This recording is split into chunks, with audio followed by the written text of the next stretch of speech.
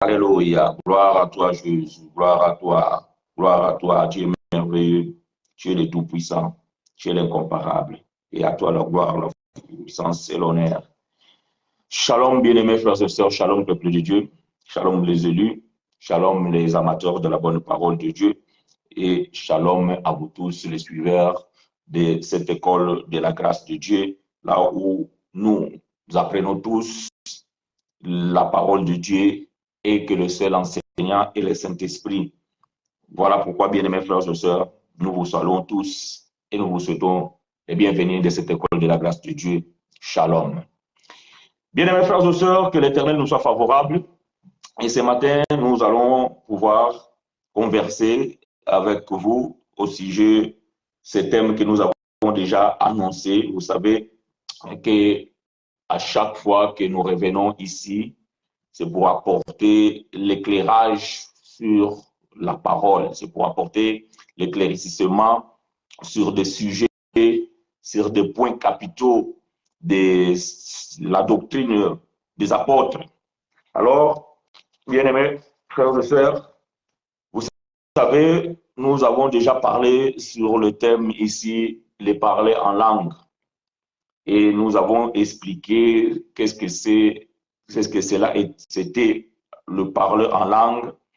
Est-ce que la langue des anges existe? Et nous avons fait la démonstration et nous avons parcouru les Écritures et nous avons vu que même les anges, ils parlent de langues intelligibles.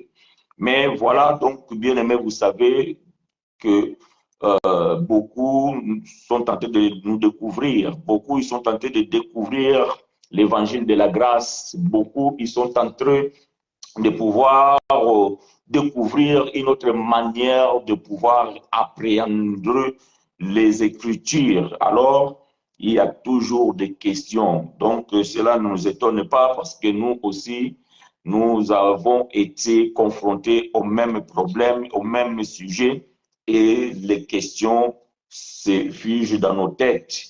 Alors, bien aimé, lorsque la question se pose, donc nous sommes amenés à pouvoir venir répondre aux questions posées par-ci, par-là, par des bien-aimés, par des frères, par des sœurs et par ceux-là qui nous suivent de part et d'autre. Alors, bien-aimés, ce matin, nous allons parler sur ce thème. Ils parleront de nouvelles langues. Le thème de ce matin, bien-aimés frères et sœurs, que nous allons partager avec vous, il s'intitule « Ils parleront de nouvelles langues ». Ici, bien-aimés, c'est de savoir quelles sont ces nouvelles langues dont la Bible a promis ou dont le Seigneur Jésus-Christ, il avait promis à ceux-là qui devaient accepter, à ceux-là qui devaient se convertir, il les a promis de pouvoir parler des nouvelles langues. Alors, quelles sont ces nouvelles langues que les gens devaient apprendre? Voyez-vous, bien-aimés frères et sœurs, aujourd'hui, et moi, je suis tenté à pouvoir apprendre une nouvelle langue. Et dans mon milieu professionnel, donc, je côtoie plusieurs nationalités.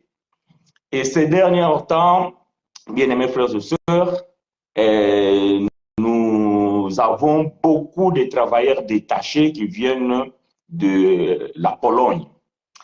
Et donc, nous devons nous communiquer sur les chantiers. Et beaucoup de ces frères-là, ou bien ces collègues qui viennent de ces pays, la plupart aussi ne parlent pas la langue anglaise, encore moins la langue française. Donc, on essaie de nous communiquer par des signes, par des langages gestuels. Alors, j'étais tenté de se dire, ben, si alors c'était l'occasion d'apprendre une nouvelle langue, voyez-vous. Donc, quand je parle comme ça une nouvelle langue, c'est que je souhaite apprendre la langue polonaise. Donc, en aucun cas, ici, je ne parle pas d'une langue inconnue. Non. Voyez-vous, mais c'est une langue étrangère. Une langue étrangère par rapport à moi. Voyez-vous, mais par rapport à eux, c'est leur langue. De même aussi, pour eux, la langue française, c'est une langue étrangère et qu'ils en ont besoin d'apprendre aussi une nouvelle langue pour pouvoir entrer en communication avec nous aussi, qui sommes ici en France et nous parlons la langue française. Donc, par là, bien aimé, je voulais tout simplement déjà de vous faire comprendre que quand la Bible parle ici qu'ils parleront de nouvelles langues, ce ne sont pas des langues inconnues. OK? Ce ne sont pas des langues inconnues. Parce que la mauvaise interprétation des Écritures fait aujourd'hui comprendre à des gens que Jésus avait promis qu'à ceux-là qui devaient l'accepter, à ceux-là qui devaient se convertir, se faire baptiser, donc ils devaient parler de nouvelles langues. Alors, les nouvelles langues, c'est Barbashuba, Rabaché Gareba. Voyez-vous? Or, bien-aimés, quand on parle d'une nouvelle langue, ce n'est pas une langue inconnue. La langue, elle est inconnue pour la personne qui ne les parle pas. Donc, nous allons donner les Écritures et vous allez comprendre.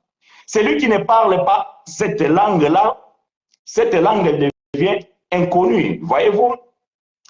Et si vous arrivez dans un territoire amazonien et là-bas, et vous allez voir les gens en train de parler, et vous allez être étonné parce que peut-être même vous n'aurez pas ne fût-ce qu'un iota de ce qu'ils disent dans votre compréhension.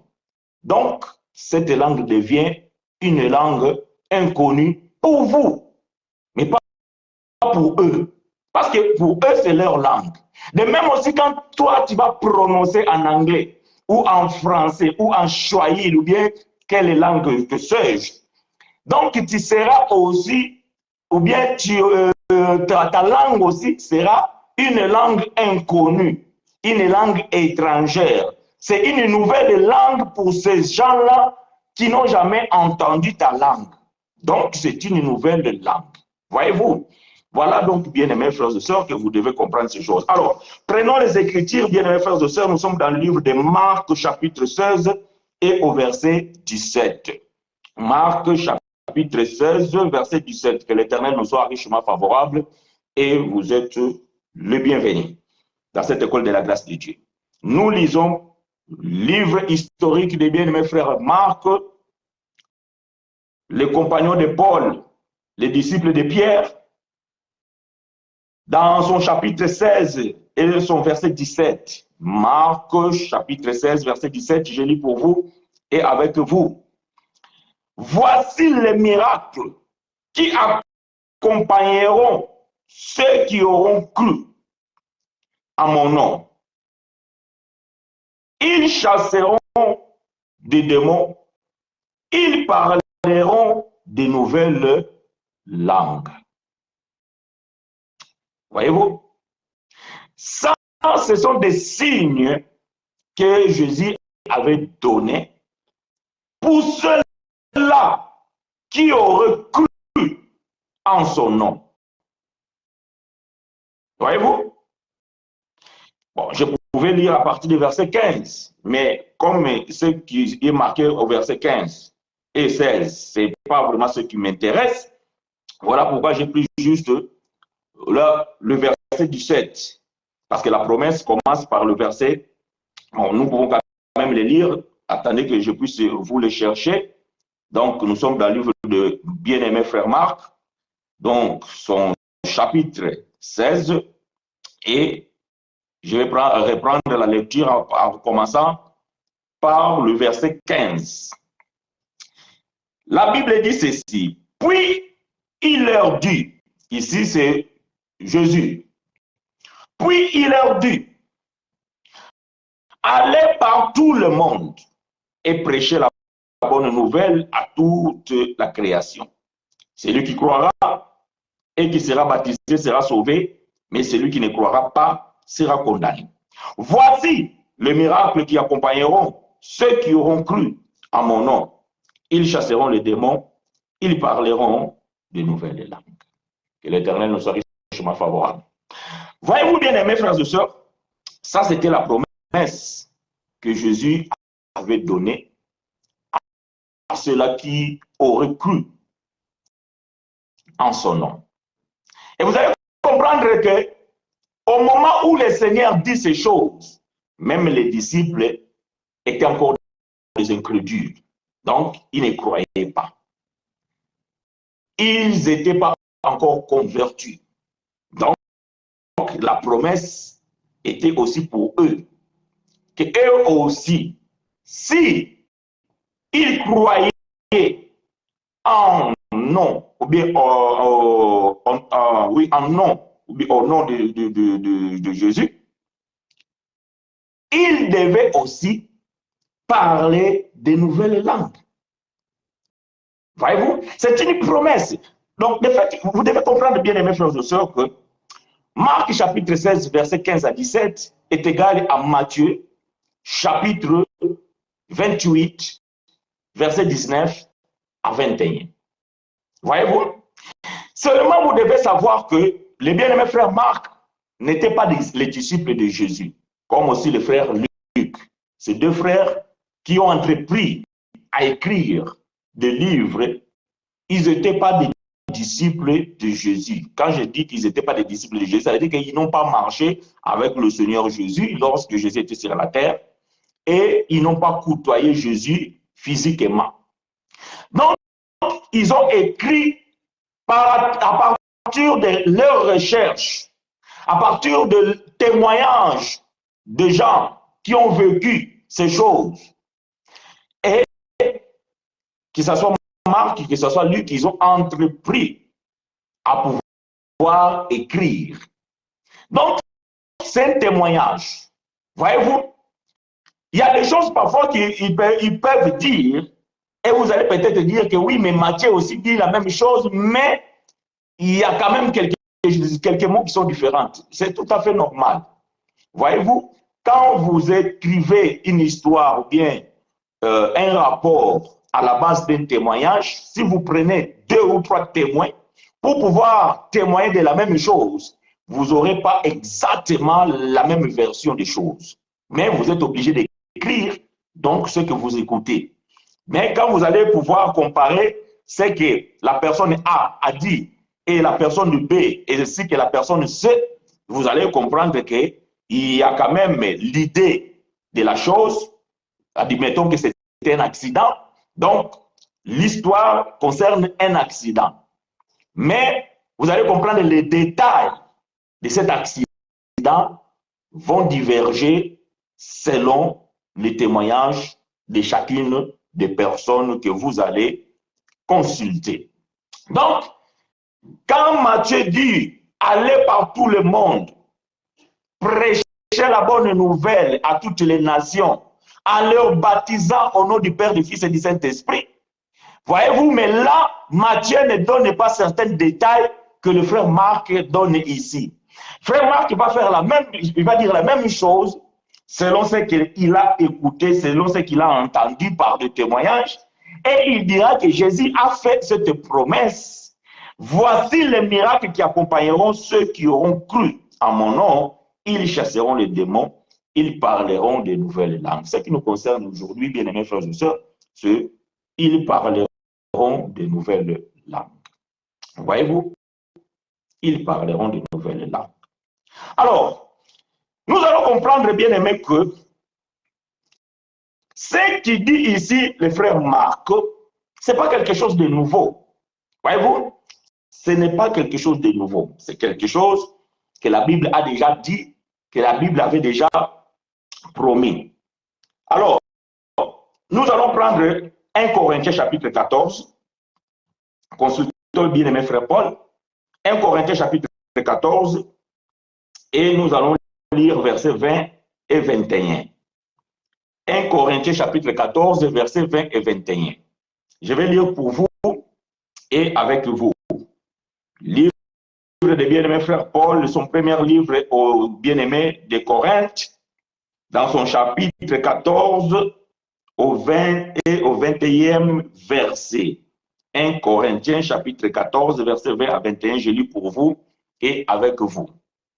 Frères, ne soyez pas des enfants dans vos entendements, mais pour la malice, soyez des petits enfants, mais dans vos entendements, soyez des hommes faits. Pause. Frère Paul, il est intéressant ce frère, je l'aime beaucoup. Frères, ne soyez pas des enfants dans vos entendements.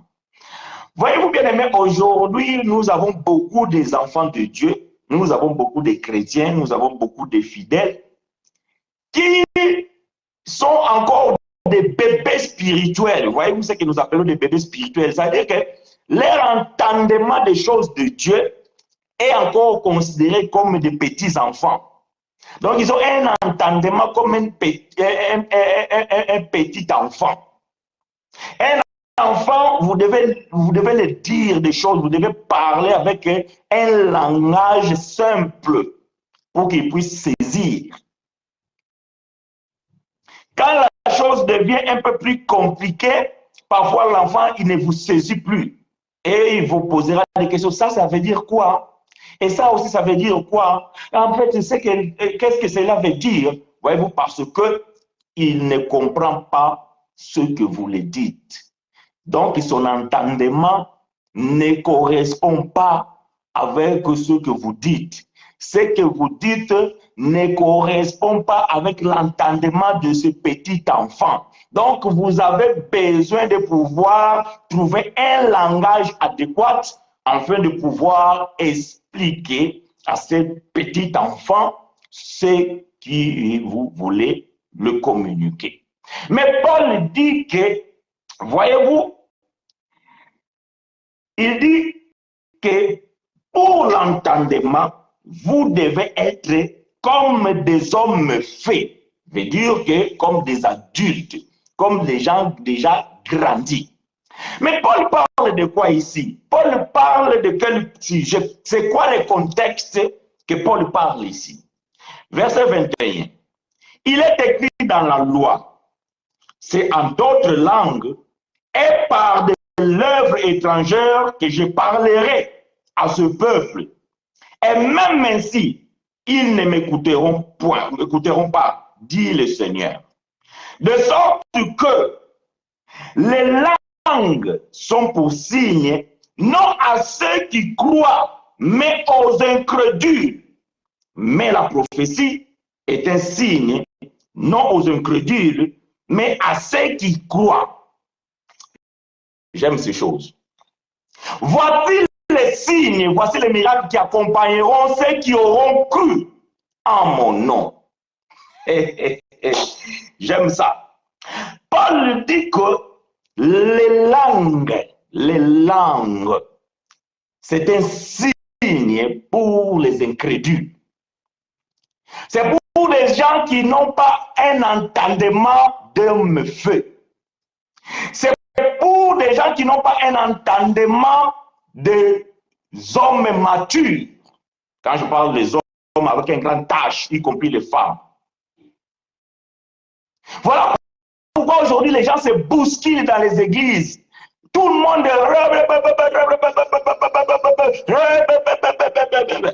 Mais Paul dit que ces langues, quand vous parlez en langue, ce sont des signes pour les incrédules. Mais le problème, ce n'est pas ça. Le problème, c'est que quelles sont les langues nouvelles que les gens doivent parler? Quelles sont ces langues? Dans mon introduction, ici, dans mon préambule, je vous ai dit que si moi, je souhaiterais apprendre une nouvelle langue, forcément, ce sera une langue connue. Inconnue pour moi, mais connue pour ceux qui les parlent déjà. Voyez-vous? Si je vais parler l'arabe, pour moi, c'est peut-être une langue inconnue parce que je ne comprends rien d'un seul mot de cette langue. Mais pour ceux qui parlent l'arabe, ce n'est pas une langue inconnue. Mais pour moi, c'est une nouvelle langue. Donc, je vais dire que je suis polyglotte et je parle 3 langues, 4, 5 et je vais rajouter une nouvelle langue comme la 6e langue. Est-ce que vous comprenez? Donc, Paul est dit ici que ce que je vous dis ici, je ne l'ai pas inventé, c'est écrit dans la loi. À la loi et au témoignage, si on ne parle pas ainsi, il n'y aura pas l'aurore. Bien aimé, vous ne pouvez pas parler de la Bible sans pourtant aller chercher où ces choses ont commencé. Voyez-vous? Parce que, bien aimé, la Bible, c'est un livre qui a été donné à un peuple. Aujourd'hui, pour que nous sachions, pour que nous connaissions le Dieu que nous adorons, c'est parce qu'il y a un peuple qui avait reçu quelque chose de la part de ce Dieu. Et à partir de ce qu'il a transmis à ce peuple, nous le lisons et nous comprenons la façon, la manière dont Dieu agit. Voyez-vous? Et c'est pour cela, bien aimé, que voyez-vous, nous ne pouvons pas ignorer la loi, plutôt les psaumes et les prophètes. Parce que c'est là où il y a la matrice de la connaissance. Alors Paul dit qu'il est écrit dans la loi, c'est en d'autres langues et par des lèvres étrangères que je parlerai à ce peuple. Et même ainsi, ils ne m'écouteront pas, dit le Seigneur. Donc, nous sommes dans le contexte de parler en langue. Si vous lisez à partir du verset 1er, donc Paul est en train de nous dire au sujet de parler en langue. Donc, vous ne pouvez pas dissocier le verset 20-21 avec le verset 1, 2, 3, 4, 5, 6, 7, 8 jusqu'au 19. Non, nous sommes dans le même contexte. Bon, moi, je n'ai pas tout lu pour ne pas être trop long, mais je suis tout simplement en train de prendre les portions des Écritures qui m'intéressent pour pouvoir expliquer ce que bien-aimé frère Paul voulait dire ici. Alors, où se trouve ce que Paul est en train de dire ici au chapitre 14, verset 21? Nous allons lire Ésaïe chapitre 28. Allons chercher Ésaïe chapitre 28. Nous allons lire à partir de verset Ésaïe chapitre 28. Nous allons lire Ésaïe chapitre 28. Nous allons lire les versets 11 et les versets 12. Ceux qui font l'étude biblique, ceux qui ont les livres de correspondance, bien des Bibles avec des correspondances. Donc, vous allez peut-être voir une observation dans certaines Bibles que, voilà, 1 Corinthiens chapitre 14, verset 21 est égal, ou bien vous allez voir une référence dessus, et cette référence, vous allez trouver, c'est Ésaïe chapitre 28, versets 11 et 12. Donc, c'est que le bien-aimé frère Paul est en train de citer dans le livre de 1 Corinthiens chapitre 14, verset 21, il a épuisé cela dans le livre de la loi, qui est le livre d'Ésaïe, chapitre 28, versets 11 et 12. Écoutez, je vais pouvoir lire cela en deux ou trois versions. OK? Je vais commencer par le Louis II, la Bible la plus populaire des chrétiens. Louis II, Ésaïe, chapitre 28, versets 11 et 12. Eh bien, c'est par des hommes aux lèvres balbutiantes et au langage barbare que l'Éternel parlera à ce peuple. Verset 12. Il lui disait, voici le repos, le se reposer, celui qui est fatigué, voici le lieu du repos, mais ils n'ont point voulu écouter.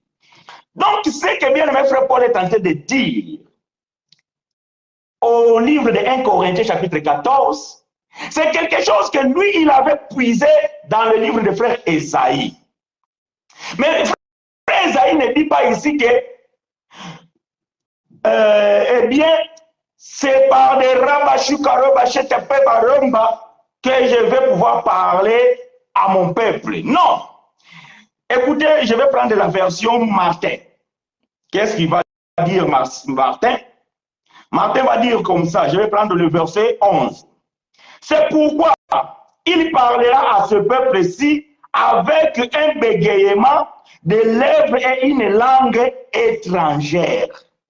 Voyez-vous? Ça, c'est le frère Martin. Dans sa traduction, donc, il dit que c'est pourquoi il parlera à ce peuple-ci avec un bégayement des lèvres et une langue étrangère. Je vais prendre le frère Darby. Le frère Darby, Nelson Darby, qu'est-ce qu'il nous dit?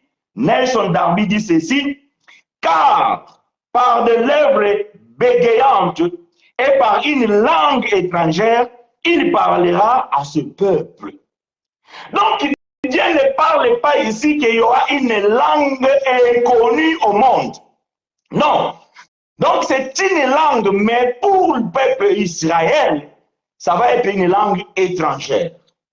Pour les gens qui ne parlent pas cette langue, c'est une langue étrangère. Voyez-vous? Et ça, c'était la promesse de Dieu. Maintenant, Paul va dire que c'est écrit dans la loi. Mais le contexte de 1 Corinthiens chapitre 14, c'est parler en langue. Donc, on comprend que le frère Paul ne parle pas d'une langue inintelligible. Non, c'est une langue intelligible, mais une langue étrangère par rapport au peuple qui va écouter cette langue. Donc, pour moi qui je suis là en train de parler français, si quelqu'un vient parler japonais, pour moi, c'est un barbare.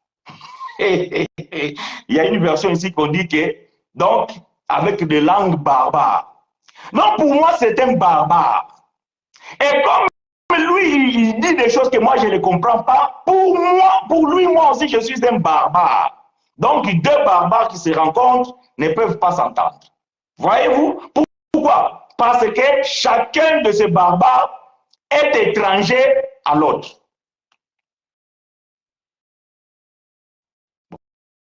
Aujourd'hui, c'est encore pire dans les assemblées, il y a beaucoup trop de barbares, mais ces barbares-là, c'est pire.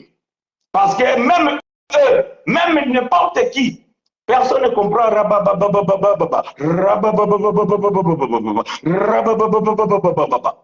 Les barbares, oui. Voyez-vous, c'est de la barbarie. Alors, bien-aimé frère Paul, ce qu'il nous dit dans 1 Corinthiens chapitre 14, versets 20 et 21, surtout le verset 21, est égal à Ésaïe chapitre 28, verset 11. Dieu, il a dit que je parlerai à d'autres langues pour que ce peuple puisse entendre. Frère Paul dit ici que les langues étrangères, ce sont des signes. Voyez-vous?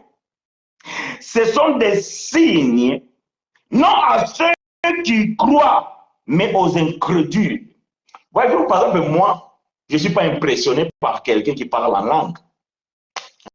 Rien. Je ne suis pas impressionné. Parce que il ne m'apporte rien de nouveau. Moi, je ne suis pas impressionné par des miracles. Parce que je sais et je crois que Dieu est faiseur des miracles. Donc, je ne suis pas incrédule à ces choses. Maintenant, Dieu va me montrer les miracles pour quoi faire. Parce que moi, je crois.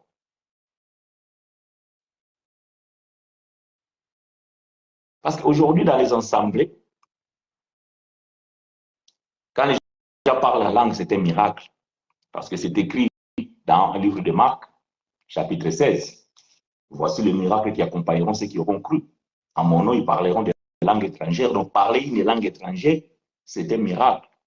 Mais le problème, c'est que, bien aimé, nous disons que les langues étrangères, cela devient des miracles. Ce ne sont pas des barbaras, des rababas, non. Les langues étrangères, ce sont des miracles. C'est Actes des Apôtres, chapitre 2.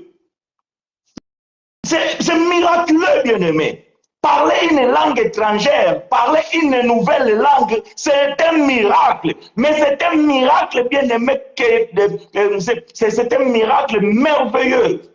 Ce n'est pas comme aujourd'hui, vous allez quelque part, quelqu'un en train de battre la langue et vous ne comprenez même pas de syllabes ni rien. Donc, la seule syllabe qu'on comprend, c'est ba, ba, ba, ba, ba, ba. Ça, on les comprend. Le reste, on ne comprend rien. Donc, comme si cette langue, il n'y a qu'une syllabe. C'est ba. Maintenant, le miracle bien aimé, Actes des Apôtres, chapitre 2. Je vais commencer par le verset 3. Actes des Apôtres, chapitre 2. Je commence par le verset 3 en descendant. Et il leur apparut des langues divisées comme de feu. Et elles se posèrent sur chacun d'eux. Et ils furent tous remplis de l'Esprit Saint et commencèrent à parler d'autres langues, donc de langues étrangères, selon que l'Esprit leur donnait de s'énoncer. Ça, c'est un miracle. Pierre qui n'a jamais parlé l'arabe, il s'est mis à parler l'arabe. Ça, c'est un miracle. Je vous ai dit ici, moi, je travaille avec des Polonais, on a du mal à se communiquer. Et d'un coup, comme ça, je commence à parler le polonais. Et l'autre, il me comprend, il dit, mais tu as vécu chez nous? Où est-ce que tu as appris cette langue? Quelle langue tu me parles? Parce que quand tu parles, toi-même, tu ne comprends pas que tu parles une langue étrangère. Mais tu es en train de parler ma langue, en bon. Voyez-vous? Donc, c'est un miracle. Miracle, c'est pas... Non, ce n'est pas ça le miracle. Ce n'est pas ça le miracle. Le miracle, bien aimé, c'est pouvoir parler une langue inconnue pour toi, mais connue pour les autres. Là, vraiment, comme ça, tu arrives dans un endroit là, il n'y a que des Chinois. Maintenant, Dieu te dit, il faut que tu évangélises. Il faut que tu parles de ma part. Mais Seigneur, tu vas faire comme Moïse. Tu sais bien que j'ai bégayé. Tu sais que j'ai la langue lourde. Tu sais que je ne sais pas parler. Mais Dieu va te dire, non, c'est moi l'Éternel qui a fabriqué ta bouche. Et c'est moi l'Éternel qui mettra les paroles dans ta bouche. Va! Et toi, tu vas chez les Chinois, toi, tu commences à parler, mais tu ne sais même pas ce que tu dis. Mais les Chinois entendent parler quelqu'un dans sa langue, les merveilles de Dieu. Ça, c'est un miracle. C'est ça le miracle qui devait accompagner ceux qui auront cru. Les apôtres, les frères, les sœurs, ceux qui étaient dans la chambre haute le savaient. Ils ont vécu ces miracles. Ces miracles les accompagnaient parce qu'ils avaient cru au nom du Seigneur Jésus-Christ. Ils ont parlé de nouvelles langues. Pierre, il sort comme ça, il commence à parler les patois. Jacques, il sort comme ça, il commence à parler les crétois. Matthieu sort, il commence à parler l'arabe. Mais dans sa vie, il n'a jamais parlé l'arabe. Jamais. Ça, c'est le miracle. Mais lui-même qui parle cette langue, il ne comprend pas ce qu'il dit. Mais ce qu'il entend, il comprend bien ce qu'il est en train de dire. Et cette personne est émerveillée parce qu'il entend des merveilles de Dieu sortir de la bouche d'un inconnu par rapport à lui. Voyez-vous? Par rapport à lui. Donc, ces gens-là ne peuvent pas être des barbares parce que les autres entendent. Verset 4. Non, verset 5. Or, il y avait des Juifs séjournés à Jérusalem. C'était des Juifs qui étaient à Jérusalem, mais des Juifs de la diaspora. Dieu avait dit que c'est par de langues étrangères que je parlerai à ce peuple-là. Quel est le peuple? Le peuple juif. Le peuple juif qui était dispersé par tout le monde. Et ces jours-là, ils devaient tous se trouver à Jérusalem parce que c'était la fête. Et vous savez, les fêtes de l'Éternel ne se fêtaient qu'à Jérusalem, là où il y avait le temple. Et à ces jours-là, la plupart des Juifs de toutes les nations se sont retrouvés à Jérusalem. Mais il y en a beaucoup de ces Juifs-là qui ne parlaient pas l'hébreu. Pourquoi? Parce qu'ils sont nés dans des pays étrangers. Mais Dieu devait parler à son peuple. Et la Bible dit, or il y avait des Juifs séjournant plutôt à Jérusalem, hommes pieux de toutes nations, d'entre ceux qui sont sous les ciels. Et le bruit de ceci s'étant répandu, la multitude s'assembla et fit confondre de ce que chacun les entendait parler dans son propre langage. Ils étaient tous hors d'eux-mêmes et s'étonnaient, disant, pourquoi ils étaient hors d'eux-mêmes? Pourquoi ils étaient étonnés? Parce que c'est tout simplement miraculeux. Quelqu'un qui ne sait pas parler ta langue, mais il te parle et tu l'entends dans ta langue. C'est miraculeux. Et c'est étonnant. Est-ce que c'est ce que nous vivons aujourd'hui dans les assemblées? À loin de là. Je ne sais pas si vous êtes étonné quand vous rentrez quelque part, les gens disent peut-être vous êtes étonné parce que quand vous êtes intelligent, vous allez dire mais ces gens-là sont devenus des fous. Parce qu'ils disent des choses que personne ne comprend.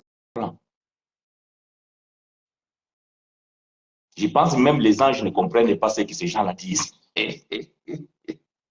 Parce que moi, j'ai parcouru la Bible.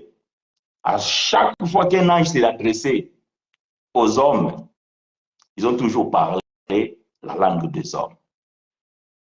La langue des hommes.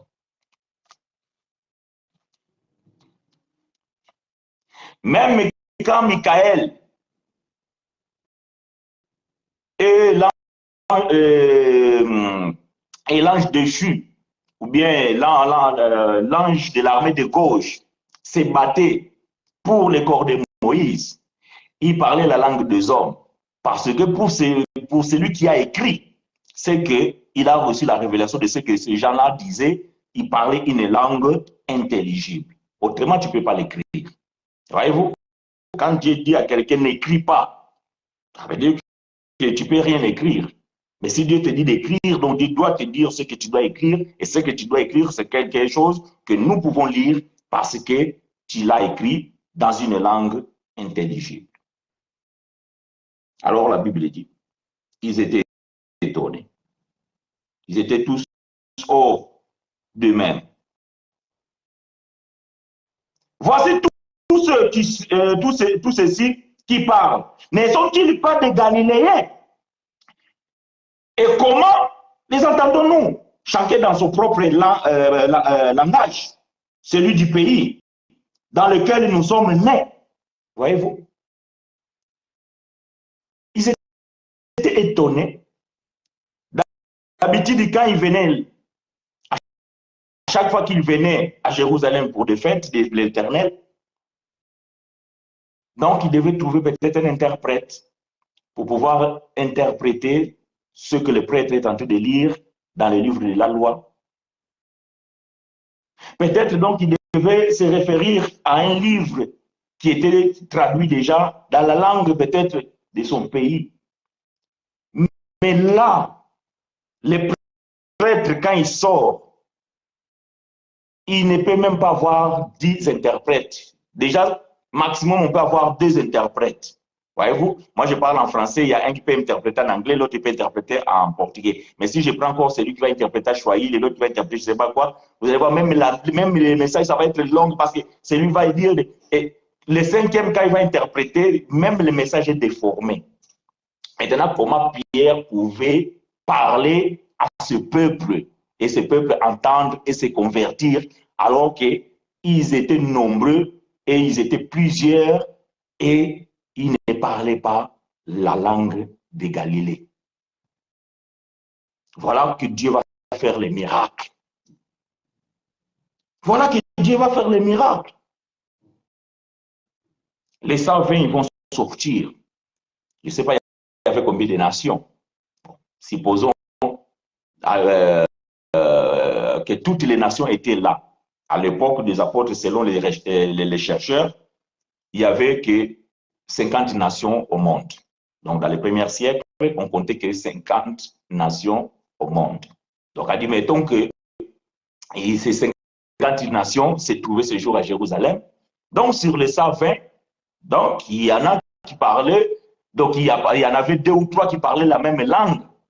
Et ces jours-là, plus de 50 langues ont été entendues. Mais imaginez maintenant que un homme doit parler 50 langues, ou un homme doit parler avec 50 interprètes. C'est impossible. Voilà que Dieu lui-même interprète par l'excellent. Voyez-vous, le Dieu lui-même interprète par l'excellent, va faire parler les gens dans une langue étrangère, ou bien dans une langue étrangère. Il va faire parler les disciples, il va faire parler les gens qui étaient dans la chambre haute dans une langue inconnue. Inconnue pour eux, mais connue pour ceux qui écoutaient. Parce que Dieu avait dit que c'est par des bouches de langue étrangère que je vais parler à ce peuple-là. C'est ça que frère Paul dit. Que le parler en langue, ce n'est pas une langue inconnue ou bien inintelligible. Non. Non. Est-ce que vous me saisissez? Donc, je vais continuer la lecture. Et comment les attendons-nous?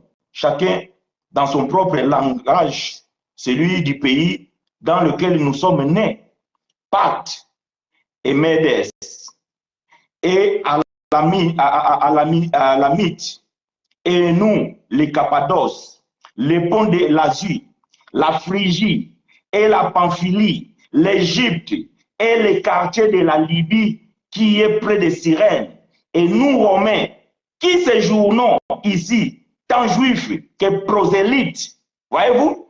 Donc, il y avait des juifs et des prosélytes. Bon, les prosélytes ici, bien aimés, ce sont des autochtones. Voyez-vous? Donc, si c'est des prosélytes des Romains, ce sont des Romains de naissance, mais convertis au judaïsme. S'ils étaient, par exemple, les Égyptiens, donc ce sont des Égyptiens de naissance, mais convertis au judaïsme. On les appelle des prosélytes. Ça veut dire que c'est des gens qui se sont convertis au islam, au judaïsme, et qui ont reçu aussi la loi. Voilà pourquoi l'autre fois, je disais qu'il faut faire attention quand vous lisez la Bible, que les nations ou bien les païens, il faut faire attention. Je ferme la parenthèse. Donc, toutes ces nations citées ici, les prosélytes, les Crétois et l'arabe, nous les entendons annoncer dans nos langues les choses magnifiques de Dieu. Dieu avait promis qu'il devait parler à ce peuple. Mais le peuple s'est trouvé dans la dispersion. Le peuple s'est retrouvé dans des pays étrangers. Dieu a attendu le moment où le peuple se rassemble pendant la fête de la Pentecôte pour pouvoir parler des merveilles. Ce que les prêtres ne pouvaient pas dire. Ce que les scribes ne pouvaient pas dire. Dieu va utiliser les étrangers parce que pour ces frères-là qui sont venus à Jérusalem, les Pierre, les Jacques et tout ça, ils étaient des étrangers. Mais ces frères-là, ils vont parler de nouvelles langues selon la promesse de Marc chapitre 16, verset 17. Selon la promesse. Les apôtres, ils ont cru. Parce que c'est le jour de la Pentecôte que les apôtres se sont convertis. Quand vous lisez la Bible, Luc chapitre 22, verset 31 à 33, il nous dit clairement que les apôtres, ou bien les disciples, n'étaient pas encore convertis. Voilà pourquoi Jésus les avait dit que bien que je vous souffle, vous avez reçu l'Esprit, mais vous n'avez pas encore la puissance. Parce que bien aimé, bien que tu peux être un enfant de Dieu, avec l'Esprit en toi qui s'endort, mais il faut une puissance. Ça veut dire que la parole, l'évangile, parce que Paul définit l'évangile étant une puissance. Voyez-vous, dans Romains chapitre 1, verset 16, Paul définit l'évangile étant une puissance. Ça veut dire qu'il faut que tu puisses recevoir l'évangile de la grâce, l'évangile authentique, parce que c'est ça la puissance pour que tu puisses maintenant te convertir. OK? Pas devenir enfant de Dieu, mais te convertir. Et c'est ce que les disciples attendaient. Lorsqu'ils ont reçu cette puissance, ils se sont convertis Ils sont devenus des crédules. Ils ne sont plus des incrédules, ils sont devenus maintenant des crédules. Voilà, maintenant, ils vont parler de nouvelles langues. Mais ces nouvelles langues étaient signes pour les incrédules qui étaient aussi dehors. Parce que tous ces peuples-là, ils étaient les incrédules. Ils ne croyaient pas que c'est Jésus qui ont crucifié là. C'est lui le Dieu qui devait attendre. Ils ne croyaient pas à ça. Voilà pourquoi maintenant, Pierre, quand il va sortir, il va commencer à expliquer. Pierre va dire quoi? Il va commencer par Abraham jusqu'à en arrivant à Jésus, en passant par David, pour expliquer tout simplement que c'est Jésus que vous avez crucifié. C'est lui dont David avait parlé. Voyez-vous? Voilà, parce que ces gens-là, ils étaient incrédules, ils ne croyaient pas à ces messages. Maintenant, pour qu'ils croient que ce Dieu, c'est un véritable Dieu, que Jésus-Christ, c'est le Seigneur, il fallait qu'il y ait des signes. Voyez-vous, c'est ce que Paul est en train d'expliquer, que les parler en langue, c'est le signe pour les incrédules. Pour nous qui sommes crédules, il nous faut la prophétie. Voyez-vous? Ah, j'aime ces choses. Moi, je n'ai pas besoin que tu m'impressionnes. Même si tu viens ici, je sais que tu ne sais parler que français, mais je t'entends parler en, comment dirais-je, en japonais. Je vais glorifier Dieu, je vais dire, waouh, quel miracle. Mais je ne serai pas impressionné. Et pour moi, ça ne sera pas étonnant parce que je sais que Dieu est capable de le faire. Mais pour celui qui ne croit pas, il va être impressionné, il va dire, mais non, explique-moi ce qui t'arrive, c'est quoi, qu'est-ce qui se passe et tout ça là. Et tu lui diras que moi-même, je ne sais pas, mais je suis revêtu, ou bien je suis enveloppé par la puissance du Saint-Esprit. Et la personne va dire, Saint-Esprit, c'est qui le Saint-Esprit? Et là, il va recevoir l'évangile et il va pouvoir croire parce qu'il a vu des signes, les miracles. Mais toi, tu es un enfant de Dieu depuis, je ne sais pas, des années, tu attends encore être impressionné par le parler en langue, alors tu es encore un incrédule. Et il y en a beaucoup dans les ensembles des incrédules, malheureusement. Mais Frère Paul dit que non, les langues sont pour les signes, non à ceux qui croient. Nous qui croyons, les langues, ce ne sont pas des signes. Parce que nous croyons que le Seigneur Jésus est notre Seigneur. Nous croyons que le Seigneur Jésus, c'est lui que Dieu a envoyé. Nous croyons que le Seigneur Jésus, c'est lui qui est Dieu. Maintenant, il faut que quelqu'un parle en langue étrangère pour que moi j'y croie. Non, non. Voyez-vous? Non. Mais quand quelqu'un parle prophétiquement, waouh! Parce que je sais qu'il va dire quelque chose de nouveau. Vous savez bien, mais quand Dieu parle prophétiquement, il apporte toujours quelque chose de nouveau. Qui va être quelque chose pour toi extraordinaire. Parce que la prophétie, c'est pour ceux qui croient. Ceux qui ne croient pas, vous allez prophétiser, ils vont dire, mais c'est rien. Et eux, il faut d'abord les signes des langues. Il faut d'abord les signes des langues. Les langues. Mais les langues, là, bien-aimés, ce sont des nouvelles langues. Les nouvelles langues, bien-aimés, c'est ce que nous venons de dire ici. Pierre a parlé une nouvelle langue, il a parlé le crétois. Pour Pierre, c'était une nouvelle langue. Jacques, il a parlé l'arabe. C'était une nouvelle langue parce qu'il n'a jamais parlé l'arabe. Philippe, lui, il a parlé la langue des sirènes dans Libye. C'était une nouvelle langue parce qu'il, dans toute sa vie, n'a jamais parlé cette langue. Ah, vous êtes dessus. Vous croyez que Frère China va vous dire des mystères ici? Il n'y a pas de mystère. Des nouvelles langues, ce n'est pas quelque chose. Il n'y a pas de mystère. Que je vais vous sortir quelque chose ici de nouveau. Non, frère, voyez-vous, des nouvelles langues, ce sont des langues des anges qui se parlent au paradis. L'homme ne peut pas les comprendre, tout ça là. Parce que frère Paul dit dans 1 Corinthiens chapitre 14, verset 2, que c'est lui qui parle en langue, il ne parle pas aux hommes parce que lui-même il ne comprend pas ce qu'il dit. Eh bien oui. Pourquoi il ne comprend pas ce qu'il dit? Parce qu'il n'a jamais parlé japonais. Et maintenant il se met à parler japonais. Eh bien forcément, lui-même il ne sait pas ce qu'il dit. Voyez-vous, lui-même, il ne sait pas ce qu'il dit. Et moi aussi, que je suis là, j'écoute ces gens-là, cet homme me parler les japonais, je ne les comprends pas non plus. Et vous pensez que Dieu ne comprend pas les Japonais? Ah, Dieu comprend. Voilà pourquoi la Bible dit que cet homme parle à Dieu. J'aime ces choses. J'aime ces choses. Parce que tout ça, là, c'est Paul. Frère Paul, c'est lui. Tous ces désordres, tous ces divergences que nous entendons par-ci, par-là, c'est frère Paul. C'est frère Paul. Mais bon, c'est pas que je suis en train de dire que frère Paul est le coupable. Non, frère Paul n'est pas coupable.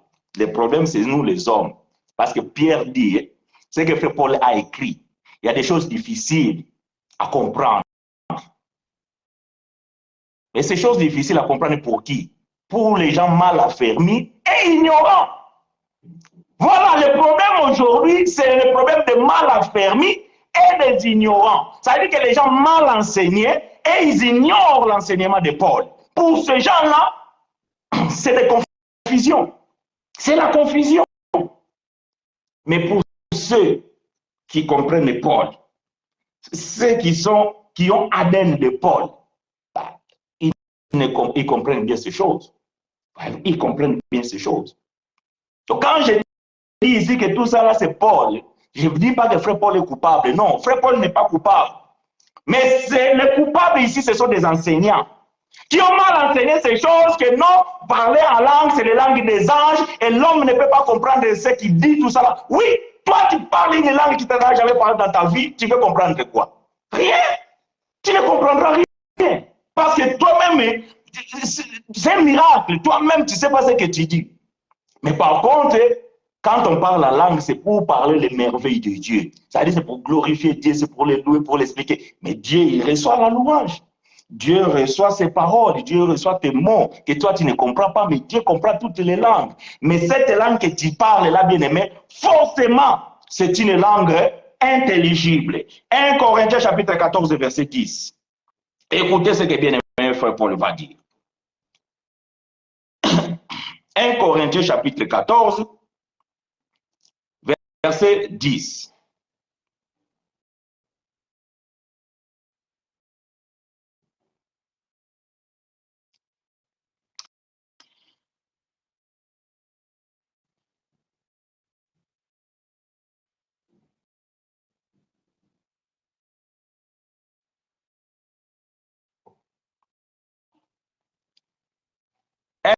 Un Corinthiens, chapitre 14, verset 10. Quelques nombreuses que puissent être dans le monde les diverses langues, il n'en est aucun qui ne soit une langue intelligible.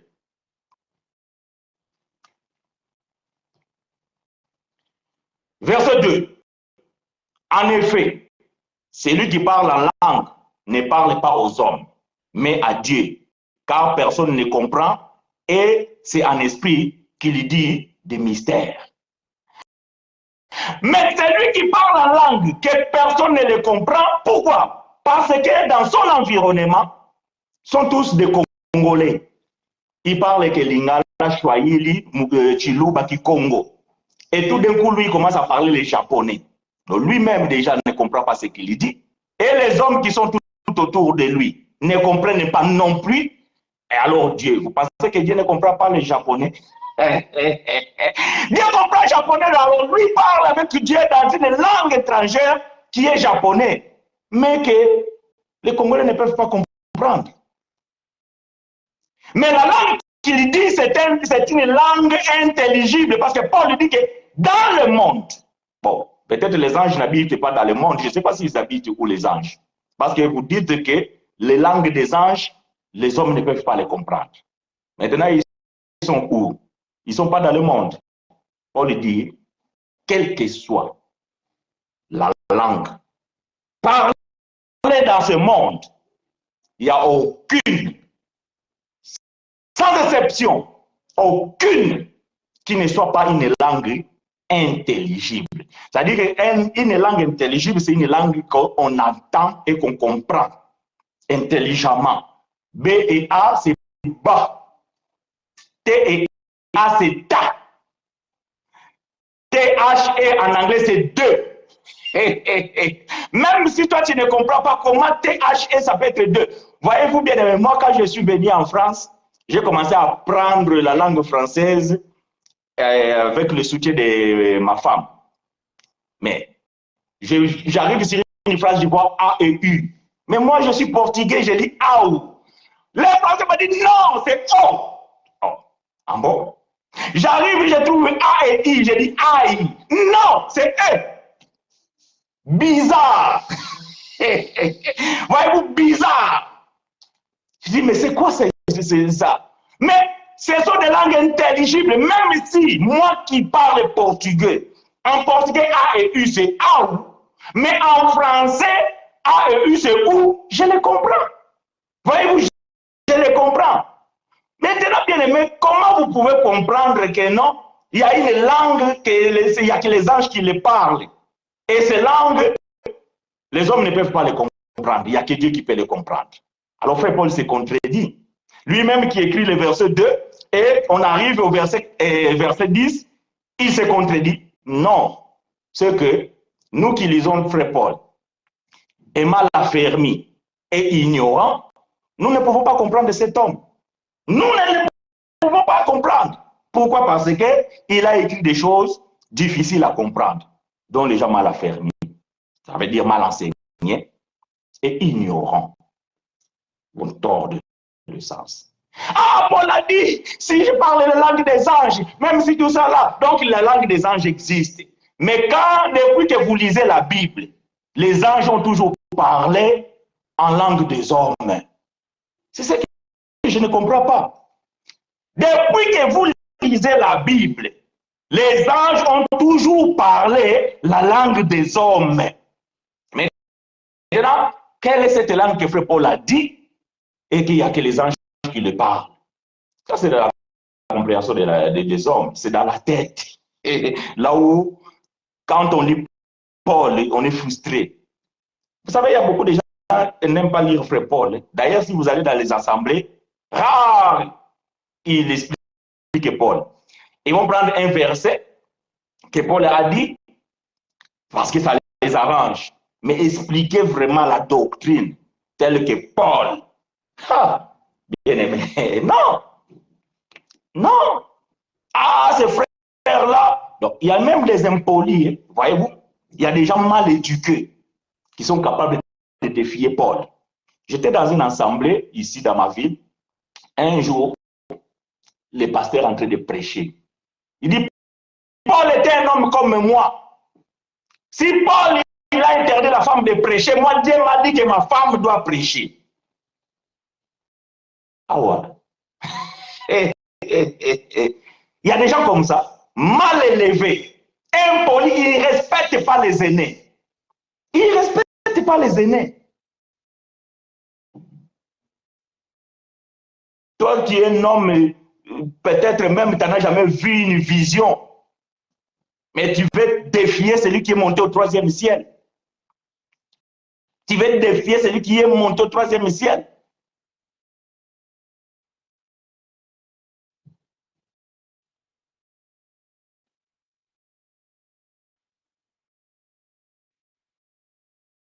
Verset 11. 1 Corinthiens chapitre 14. Si donc je connais que puisse être dans le monde, non, si donc je connais pas l'essence de la langue, je serai un barbare pour celui qui parle. Et celui qui parle sera un barbare pour moi. Voyez-vous? Paul dit, si il ne comprend pas ce que la personne dit, cette personne est un barbare. Mais la personne aussi qui comprend que l'autre ne comprend pas, lui aussi dit que cet homme-là, c'est un barbare. Voyez-vous? C'est un barbare. Si donc je ne connais pas l'essence de la langue, je serai un barbare pour celui qui parle. Et celui qui parle sera un barbare pour moi. Pourquoi? Parce que ce qu'il dit là, moi je ne comprends pas. Mais je suis un homme. Mais cet homme dit des choses que moi je ne comprends pas. Et lui, je suis barbare devant lui. Mais est-ce que la langue que cette personne dit, parle, parce que moi je ne les comprends pas, ça veut dire que c'est des langues que les hommes ne comprennent pas non plus? Non! Non! Moi, je ne comprends pas cette langue. Mais quelqu'un d'autre, peut-être qui parle aussi cette langue, va comprendre. Ésaïe chapitre 33, verset 19. Ésaïe chapitre 33, verset 19. Je vais lire pour vous et avec vous.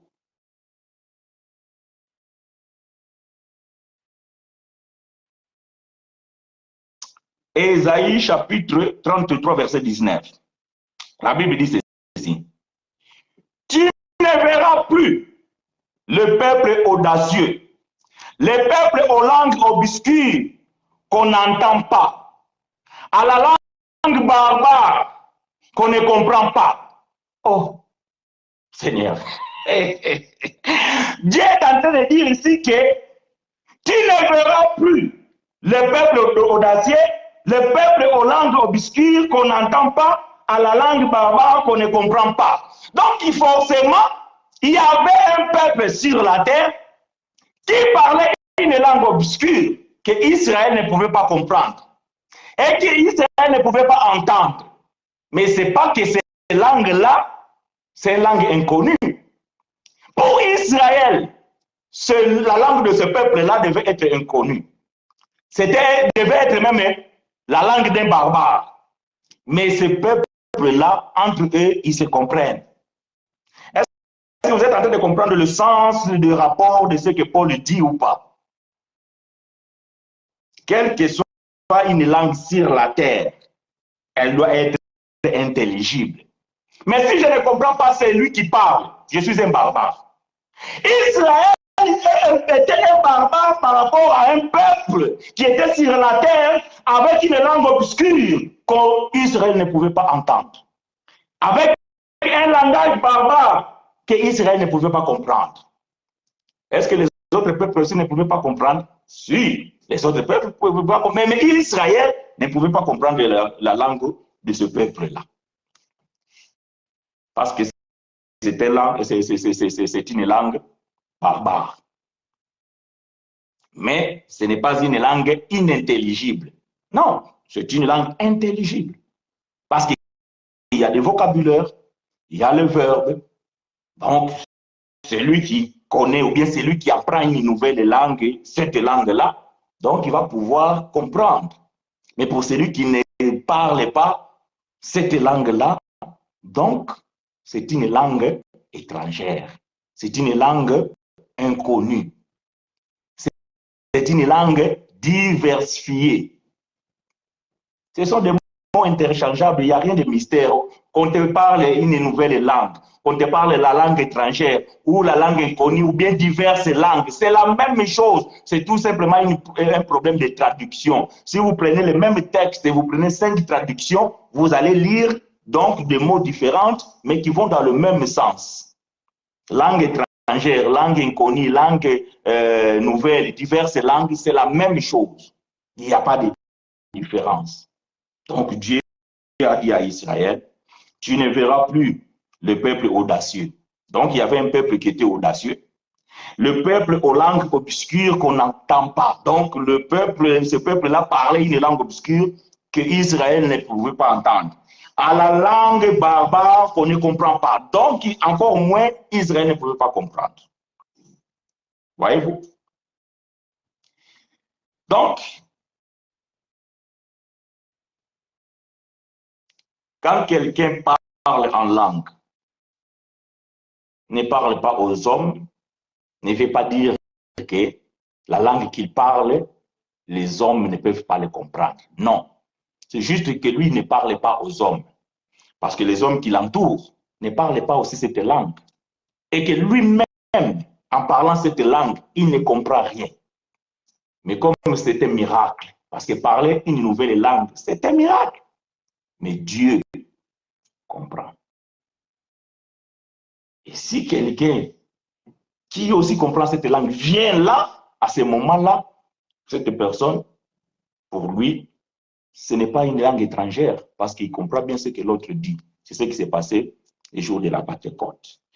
Jérémie chapitre 5, verset 15. Je vais mettre point virgule, bien-aimés frères et sœurs, si vous avez des questions, vous pouvez poser votre question et nous allons y répondre. Jérémie chapitre 5, verset 15.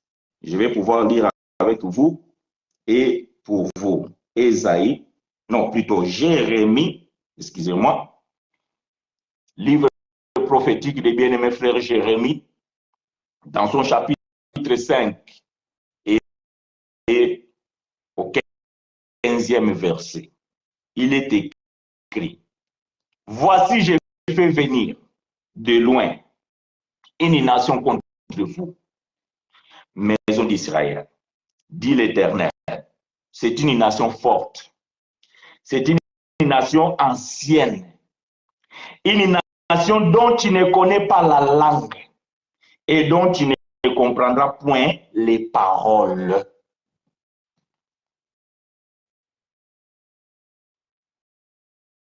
Est-ce que vous comprenez? Dieu dit que je vais faire venir de loin une nation contre vous, maison d'Israël, dit l'Éternel. C'est une nation forte, c'est une nation ancienne, une nation dont tu ne connais pas la langue et dont tu ne comprends point les paroles. Veut dire que pour Israël, cette nation, c'est des barbares. Parce que ce qu'ils disent, Israël ne comprend rien. Mais parce que Israël ne comprend rien, veut dire que ce peuple, la langue qu'ils disent là, ce n'est pas la langue des hommes, ce n'est pas une langue intelligible. Loin de là. Loin de là. C'est pour Israël. Ce peuple-là, ils ont une langue qu'Israël ne connaît pas. Donc, c'est une langue inconnue. Voyez-vous? Dans d'autres versions, vous allez dire que même si je parle la langue des inconnus, bon, d'autres versions, lui, c'est bon, on va vous dire, même si je parle la langue des anges. Voyez-vous? Pour Israël, ce peuple-là, ils ont une langue inconnue. Et c'est une nouvelle langue pour Israël, parce qu'ils n'ont jamais entendu et ils ne connaissent même pas les paroles de, de cette langue-là. Donc, ça devient une nouvelle langue. C'est une langue étrangère. Mais c'est une langue intelligible. C'est une langue intelligible. Ça veut dire qu'une langue intelligible, c'est une langue qu'on peut écrire. C'est une langue qu'on peut lire. C'est une langue qui a des conjugaisons verbaux. C'est une langue qui a le vocabulaire. C'est une langue qui a des règles grammaticaux. Maintenant, il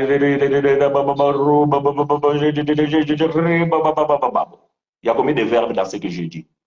Vous pouvez me dire? Il y a combien de verbes? Il y a combien d'adjectifs? Il y a combien de pronoms? Vous ne pouvez pas me le dire. Parce que c'est une langue inintelligible.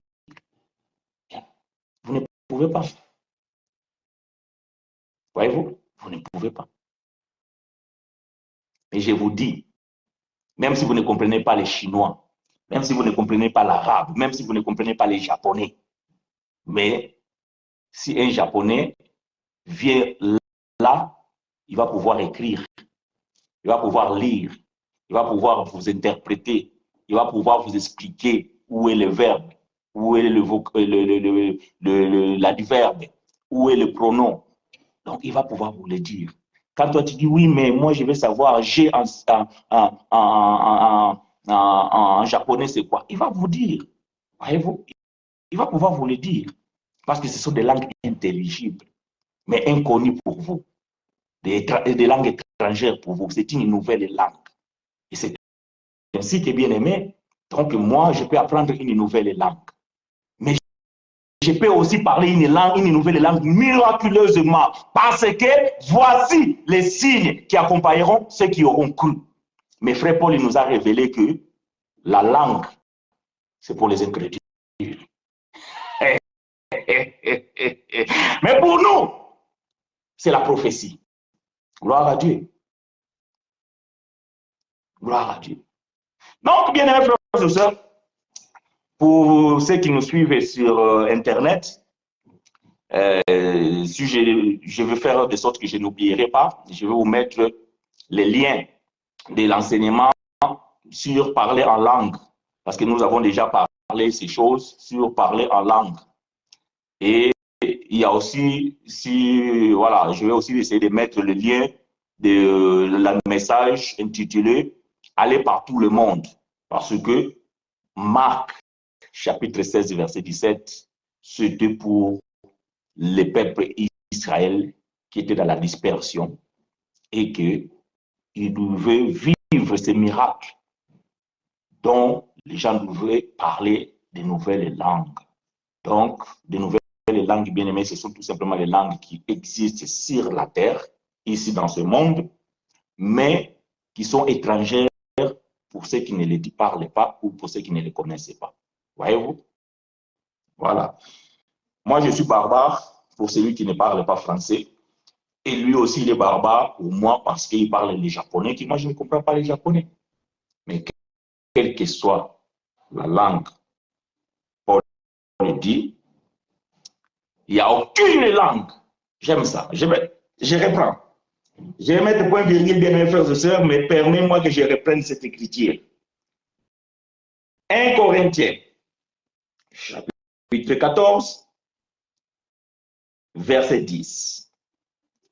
Quelque nombreuses que puissent être dans le monde les diverses langues, il n'en est aucun, ou plutôt aucune, qui ne soit une langue intelligible. Veut dire que toutes les langues sont intelligibles. Toutes les langues, que tu ne les comprennes et que tu ne les comprennes pas, mais sachez que cette langue que tu entends, que tu ne comprends pas, c'est une langue intelligible. C'est-à-dire qu'avec un vocabulaire clair, avec des verbes, avec la grammaire, avec toutes les règles qu'on peut connaître dans une langue. Donc, si quelqu'un parle en langue et que vous ne pouvez pas comprendre, c'est que cette langue-là, vous ne la connaissez pas. Et à ce moment-là, vous êtes des étrangers par rapport à elle. Mais ce n'est pas le fait que tu ne comprends pas et que dans le monde aussi, il n'y a personne qui peut le comprendre. Il n'y a que Dieu lui-même. Non. Dieu comprend quand toi tu parles à une langue étrangère. Mais cette langue que toi tu parles, ceux qui t'entourent, même s'ils ne comprennent pas, veut dire qu'il y a un peuple dans le monde qui parle la langue que toi tu as parlé. Maintenant, si tu parles une langue que dans ce monde, peut-être tu me diras, oui, pour l'instant, je n'ai pas encore trouvé ce peuple-là, mais la langue que je parle, forcément, il y a un peuple qui parle. Gloire à Dieu. Ça, on ne peut pas débattre là-dessus. Parce que même moi, je ne connais pas toutes les langues du monde. Il y a un frère qui chante là, parfois on se pose la question avec ma femme. Il chante et il commence à parler, donc on comprend, en fait, on essaie de voir ce qu'il dit. Il y a quelques syllabes, il y a quelques mots qui sont quand même tout ça là. Alors on se dit, est-ce qu'il a chanté en langue ou c'est une langue d'une région reculée au Congo que nous ne connaissons pas? Tant que nous ne savons pas, je ne peux pas dire que ce frère-là, il parle n'importe quoi, je ne sais pas, non, je ne peux pas juger. Ce qui peut-être que c'est une langue qui existe au Congo, mais moi je ne connais pas, je ne suis même pas congolais. Donc je ne connais pas toutes les langues du Congo. Mais pour moi, ça me paraît inconnu. Parce que ce qu'il dit là, mais quand même, tu comprends qu'il y a une diversification des mots. Donc, il ne répète pas un seul mot, non. Il parle quand même quelques mots, tu vois, qui sont quand même composés, que cela donne sens à une langue peut-être intelligible. Mais pour moi, c'est un barbare. Parce que je ne comprends pas. Si je demande peut-être au frère, il va me dire que non, c'est une langue qui existe. Voyez-vous? Voilà. Mais, bien aimé, que personne ne vous trompe. Quelqu'un voulait savoir quelles sont ces nouvelles langues que Jésus avait promis dans le livre de Marc, chapitre 16, verset 17. Ce n'est pas une langue mystérieuse. Ce n'est pas une langue inconnue des hommes. Non. Ce sont des nouvelles langues pour les frères qui devaient croire parce qu'ils ne parlaient que les Galiléens et il y avait le peuple qui devait aussi écouter les merveilles de Dieu. Et Dieu a fait les miracles. C'est un miracle. Ce sont des miracles. Dieu avait promis, voici les miracles qui accompagneront ceux qui auront cru.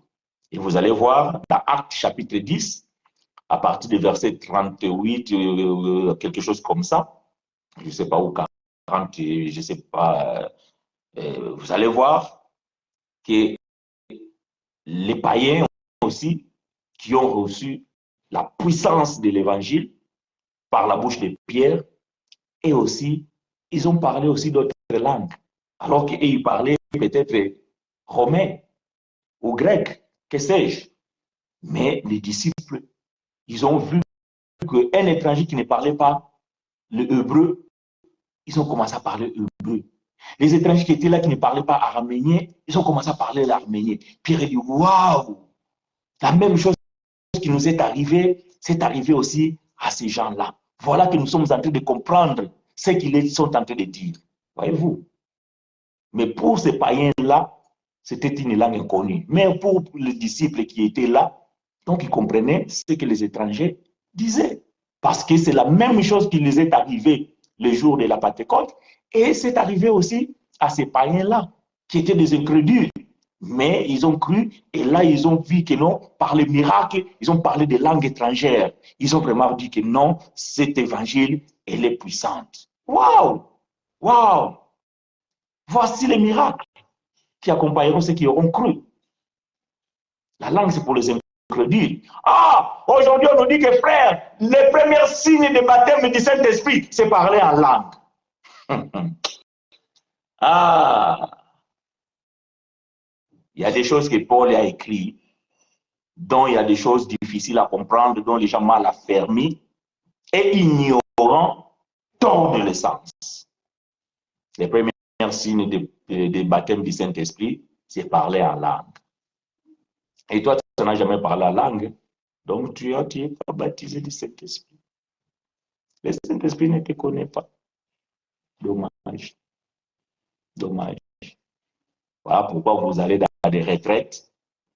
On vous dit de prier, demander les dons de parler en langue. Demandez les dons de parler en langue. Bien-aimé, lève ta voix. Demandez les dons de parler en langue. Demandez le Saint-Esprit descendit. Bon, il était parti, je ne sais pas où, maintenant, il est revenu. Le Saint-Esprit est venu. Le Saint-Esprit descendit, il est là. Allez, maintenant, tout le monde parle en langue.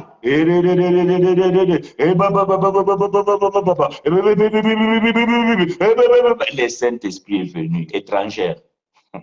Un Saint-Esprit qui se balade et vous devez l'appeler pour arriver et après il vous amène les baba. Que l'Éternel vous soit favorable. Nous vous donnons rendez-vous dimanche prochain. Même heure, même chaîne.